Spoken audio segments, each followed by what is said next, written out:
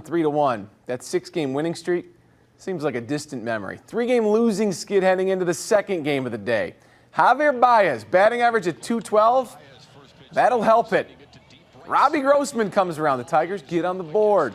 But Alex Faedo struggling. Tigers sent him down to Toledo after the game. Loads the bases.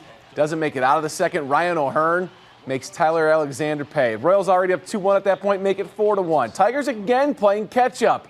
Miguel Cabrera getting Detroit within 2. With the Tigers looking like the Tigers we've seen all season, a comedy of mistakes. Bobby Witt Jr., 4 for 5 on the night. Look at the errors, the mishaps, the ugliness. 3 for 20 on the day with runners in scoring position. The Tigers go on to lose it 7-3. Longtime Michigan football coach Gary Mohler has died. The Ohio native spent 23 years with the Wolverines, ending up with the Lions after working in Ann Arbor. U of M announced Mohler died on Monday morning. Back in 1990, Bo Schembechler handpicked Mohler as his successor. He was U of M's head coach through 1994, the head coach for 3 Big Ten titles, and he guided the Wolverines to bowl games in all 5 of his seasons at the helm. Mohler eventually went to the NFL, joining the Lions after his resignation from Michigan. He was the interim head coach in 2000, coaching 7 games. In a statement, Lloyd Carr said, Gary Mohler was a great family man, great friend, great coach, and a man of integrity and high character. I admired him, I respected him, and I loved him. Mohler was 81. Those are your morning sports headlines. I'm Brad Galley. If you're looking for a chance to shout "Go Green, Go White," tickets for a few MSU sports have already gone on sale. If you're a football, hockey, or volleyball fan, tickets for those sports are on sale right now. You can find your tickets online at fox47news.com. The football season starts September 2nd, volleyball season starts August 26th, and hockey starts October 1st. Another update for football fans, MSU has made changes to its tailgating policy. The new policy will now allow fans to tailgate earlier, starting at 7 a.m. for all kickoffs from noon to 4 p.m. and at 11 a.m. for night games. And the bag policy was also updated, so the stadium will only allow bags that are clear, plastic, or vinyl, or PVC. Bags can't exceed 12 by 6 or 6 by 12. If you're carrying a small clutch, camera, or binocular cases, those must not exceed 4.5 by 6.5. For now, reporting in the studio, I'm your neighborhood reporter, Yasmin Ludi, Fox 47 News. Welcome back. You're watching Fox 47 Morning News. A special kind of camp designed to inspire young children to read and write is back this summer. Your neighborhood reporter Asia Lawrence takes us inside the Literacy Ladies Camp. If you're looking for a camp that incorporates reading and fun, look no further. The Literacy Ladies have got you covered. After hosting classes virtually because of COVID, the Literacy Camp is back in person this week and is ready to help students improve their literacy skills right before the beginning of the school year. It's a dream come true, yes. We love seeing smiling faces of kids back in the buildings, learning, having fun. The Literacy Ladies is a group founded by local mom Katie Davis as a way to support parents in teaching and prepping their kids for school. One program they host is their Literacy Camp, which is for 1st through 3rd graders to participate in interactive reading and writing lessons, all while having fun. This summer has been really exciting because we have so many community members that are happy for us to get the kids back in person and learning in the summertime. There are 2 mid-Michigan locations that host the camps. The first at Rivers Edge Community Church in Delta Township, and the second location at Trinity Church in Lansing. The Literacy Camp has great reviews from not only parents, but students too. Yes, I would invite my friends to Literacy Camp. I think they would really like it. Same. Yeah, me too. This week's camp is full, but no worries. There are 2 more weeks with available spots open at both locations. If you're interested, you can visit the Literacy Ladies website, or as always, you can visit our Fox 47 website for more information. For now, I'm your neighborhood reporter, Asia Lawrence, Fox 47 News. U.S. Transportation Secretary Pete Buttigieg made a stop in Grand Rapids Monday morning. Buttigieg gave a press conference at Gerald R. Ford International Airport regarding a new multi-million-dollar grant to update the airport's terminals. The money will go towards terminal gates, updated accessibility at terminals, and improving the airport's energy efficiency. Buttigieg also discussed how these projects will bolster high-paying jobs and improve transportation. Let's turn back to some more local news in your neighborhoods. The Eaton Rapids City Council is moving forward with plans to bring on a new city manager. The city has been without a city manager for nearly 3 months, and the duties of that position have had to be split between 2 other department heads. It's been around 3 months since Eaton Rapids had a city manager, but City Council voted unanimously to approve a contract to hire Yvonne Ridge to take on the job this summer. Ridge is no stranger to the area, which made her very appealing to city leaders. She comes with some very extensive experience. She worked for Eaton County for about 30 years. And then she was also, what's kind of unique to the situation, she was actually on the Charlotte City Council and was mayor of Charlotte before she took a city manager job in White Cloud. At Monday's City Council meeting, the body approved a 5-year at-will contract for Ridge. She will make nearly $97,500 per year to make sure that all laws, provisions of the city charter, ordinances, resolutions, and official directives of the City Council are carried out. Ridge will also be responsible for overseeing the financial administration of the city. Since her predecessor, Susan Montenegro, parted ways with the city, the duties of city manager have been split between 2 department heads, and that's been challenging. We do appreciate everything that you've done, and we really are looking forward to getting things back together and having a really good cohesive relationship with this next manager and everybody being able to work together. So Ridge is due to start her new position on August 15th. City leaders say it is a relief to have someone with her experience joining the administration. Your neighborhood reporter Erica Murphy, Fox 47 News.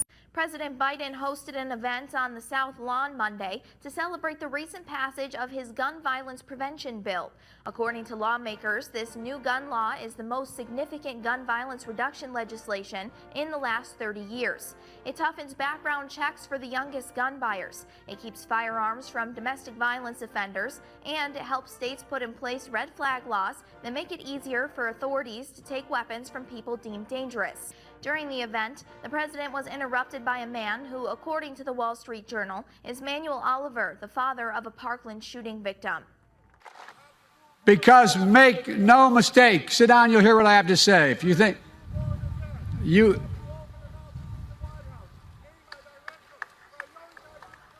I've been trying to tell you this for years. Let me finish my comment. Let him talk. No one, okay? Because make no mistake about it. The president signed the Safer Communities Act into law at the end of June. The event featured members of Congress who voted for the bill and families who are victims of gun tragedies. Lawmakers passed the bill after the mass shooting at an elementary school in Uvalde, Texas. Stay with us for continuing coverage on air and online at fox47news.com. Fox. Welcome back. You're watching Fox 47 Morning News. Well, after some evening showers yesterday, we're back on track with lots of sunshine. Let's send it over to our morning meteorologist, Candace Monticelli, for more details on our Tuesday forecast. Good morning, Candace.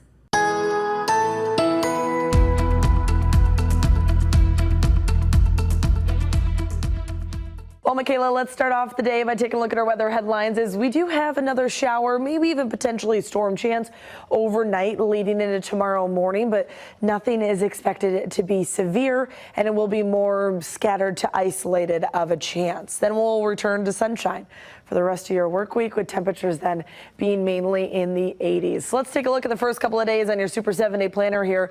Lower 80s all 3 days. Again, it's overnight, late in the overnight into early tomorrow morning that will bring in some of those shower chances. Today, though, we're going to lose that humidity, and we are still going to be a bit on the breezy side. So we once again can see some of these wind gusts upwards of about 25, 30 miles per hour, mostly out of the west-northwest as we even continue into the evening. So still a breezy day, at least enough of a breeze that I think you're going to notice. 80 degrees though tomorrow. We're going to dry out quickly from any of that rain. Stay dry then for the rest of the week with plenty of sunshine. Temperatures pushing into the mid and upper 80s on Saturday overnight into Sunday. That's then our next rain chance, and really we desperately need the rain. So we will take any and all chances we can get. Then we're going to stay warm. Monday, 87 degrees, and I think we really stay warm even leading into next week as well. So for the meantime today, enjoy the loss of the humidity. Still know we're going to have breezy winds, but rain overnight. Make it a great Tuesday. For now, I'm meteorologist Candace Monticelli. California fire crews are trying to battle a fast-growing wildfire in Yosemite National Park. Those crews are also trying to save the largest grove of giant sequoias. Fire crews say 500 mature sequoias remain threatened, including the famous 3,000-year-old grizzly giant. Crews set up a sprinkler system in the grove to keep the tree trunks moist. The Washburn fire has grown to more than 2.5 square miles. The fire started July 7th, but doubled in size over the weekend. The cause is not known. A change of heart for Steve Bannon. The former White House chief strategist during the Trump administration says he's willing to testify for the January 6th Select Committee. If you remember, he initially defied a congressional subpoena to testify, saying it was to protect Trump's potential privilege claims, and he's set to go to trial on criminal contempt charges because of it. But over the weekend, he announced that he's changed his mind about sharing his story and says he wants to do it in a public hearing. Bannon's reversal comes after he got a letter from Trump saying he's waiving executive privilege to allow Bannon to testify. The committee wants to talk to him about his communications with Trump in December 2020 about certifying the presidential election results and his comments leading up to the Capitol insurrection. As for whether or not his answers will be live, a committee member says that's unlikely. Fox 47 News is on your phone. Download the Fox 47 News app for mid-Michigan news coverage wherever you are. Coming up next, Bob and Deb are back with another Morning Blend.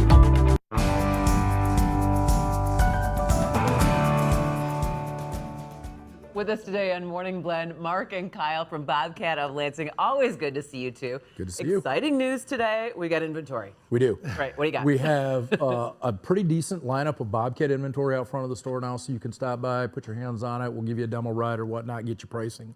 So we do have some of that.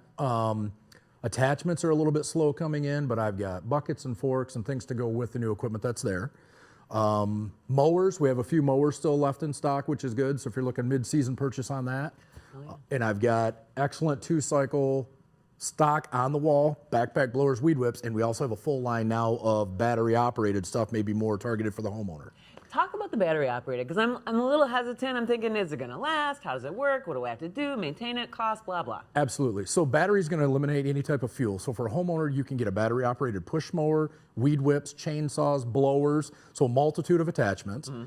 The battery will last a while as long as it's taken care of. So like we were talking, earlier, you've got to maintain your battery through the winter. Bring it in out of the garage, store it in your basement, keep it in a more climate-controlled environment. Okay. It'll extend the life on that battery. But for a residential person, absolutely. It's easy to use, easy to operate, low maintenance if you would think. I love it. So talk about servicing and parts, and people are using their equipment, so they're going to need it serviced. Right. Absolutely. So full service line to support all of the 2-cycle, all of the battery operated equipment, all of the Bobcat equipment. Still the same plan. When you're out working and you can't take time off the job, you have to keep working like we all do. We'll come pick up the equipment for you, bring it back, service it. Part supply has been decent. I mean, there are challenges, but it's been decent. We've been getting through it. And you got lots of commercial as well as homeowner type stuff, and you do trainings for obviously the commercial items that you're selling, right? Absolutely. We'll do that for the sales side with Kyle and also for the rental side. Oh. So if you come in and do that and you haven't had any experience on it, we'll put you in a machine, learn on our property, right. and bang into our trees and then take it home. Right. Yeah. And that's important, just to figure out what you want and what really is going to be the best serving. Absolutely. And it's intimidating, right? If you've never driven a Bobcat, you come in and you want to do a weekend warrior project, and all of a sudden you're like, I'm a little intimidated. We can walk you through it. It's really not that complicated. I just want you to come out and do it. Absolutely. Absolutely. Anything for you guys. Absolutely. But can somebody hire, or do they need to figure out? We how to could do put it you in themselves? touch with like one of our customers that would be very I good for just sure. don't We trust are not me coming out and doing it. Well, we're going to put your information on the screen. Bobcat of Lansing right there on Miller Road. Bobcatoflansing.com, or give them a call at 394-1155. Kyle, Mark, always good to see you. Thank you as well. Thank you.